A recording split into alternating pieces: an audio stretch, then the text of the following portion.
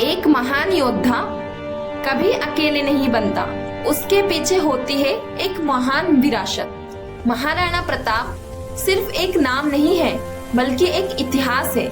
आइए जानते हैं एपिसोड 2 राजवंश का परिचय।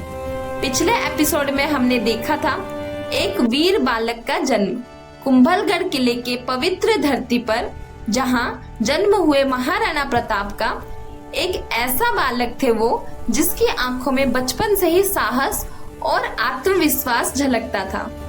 राजस्थान की धरती पर बसा एक महान राज्य मेवाड़, जहां की पहचान सिर्फ ताकत नहीं बल्कि स्वाभिमान था। मेवाड़ पर राजा करते थे सिसोदिया वंश, एक ऐसा वंश जो कभी झुका नहीं। यही वंश वीरता, त्याग और देशभक्ति के लिए जाना जाता था। यहाँ की राजा प्रतापी थे और जीत के लिए मरते थे और अपना स्वाभिमान बजाय रखते थे। इस महान वंश के नींव रखी गई बप्पा रावल से, जिन्होंने मेवाड़ को मजबूत और स्वतंत्र बनाया। इस वंश में एक और महान योद्धा थे, राणा सांगा, जिन्होंने अपने शरीर पर अनगिनत घाव सहे लेकिन कभी हार नहीं मानी। सिसोदिया वंश में बलिदान देना गर्व की बात मानी जाती थी। राजा अपने जान देने से भी पीछे नहीं हटते थे। इस वंश के सबसे बड़ी पहचान थी स्वाभिमान।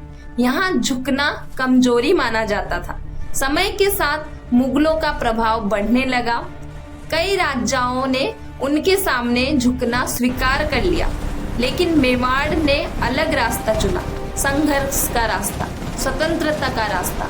जब महाराणा प्रताप का जन्म हुआ तो वे सिर्फ एक राजकुमार नहीं थे, वे उस वंश के उत्तराधिकारी थे जिसके रंगों में बहता था स्वाभिमान। तो ये था उस महान राजवंश का परिचय जिसने महाराणा प्रताप को बनाया एक महान योद्धा।